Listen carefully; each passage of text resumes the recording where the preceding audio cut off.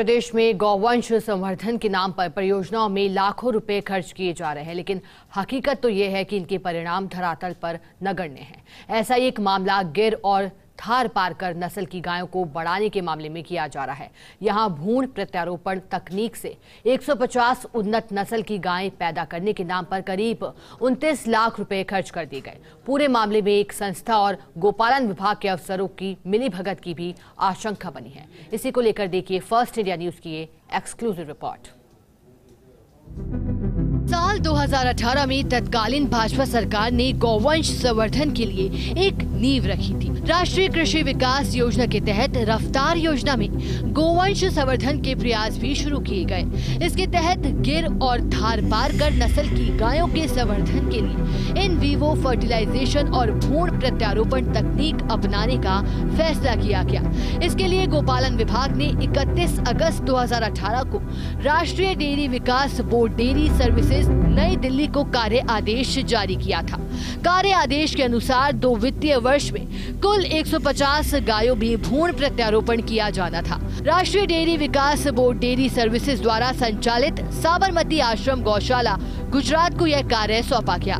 संस्था ने 150 भ्रूण तैयार करने, उनके प्रत्यारोपण और भ्रूण को फ्रोजन रखने की एवज में गोपालन विभाग से 28,81,000 रुपए का भुगतान प्राप्त किया।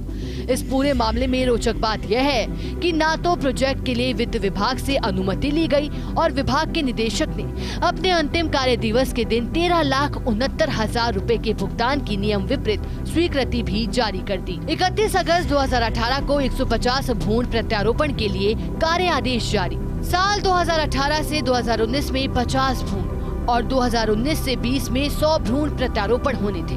प्रति भ्रूण 17,000 रुपए प्रत्यारोपण के 1000 और फ्रोजन के 500 रुपए अतिरिक्त। इस तरह जीएसटी के साथ प्रति भ्रूण करीब 19,000 रुपए का भुगतान किया गया।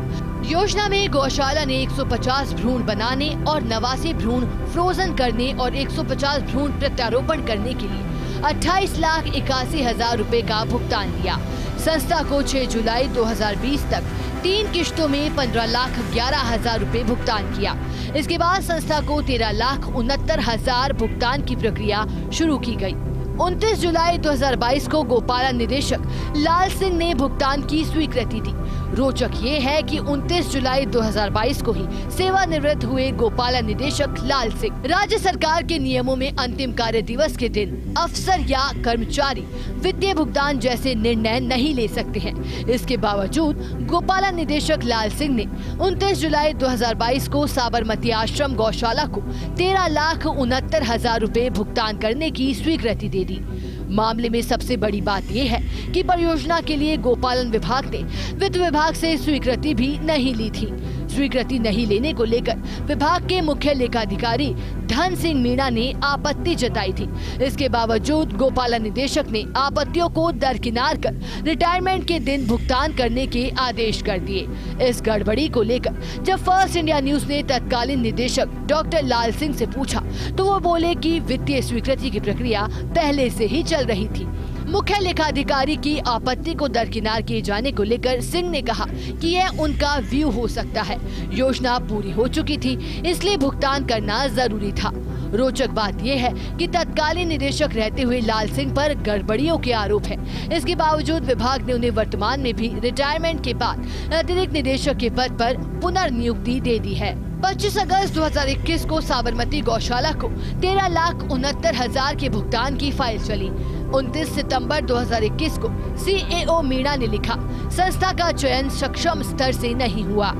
आरटीपीपी नियम 2013 के नियम 32 के 4 सितंबर 2013 के आदेश का उल्लंघन हुआ। नियम अनुसार संस्था से एमओयू के लिए वित्त विभाग से अनुमति लेनी चाहिए थी, इसलिए पत्रावली पर प्रस्तुत बिल भुगतान योग्य नहीं। इस कार्य के एवज में पूर्व में किए 15,11,000 के भुगतान भी गलत बताए।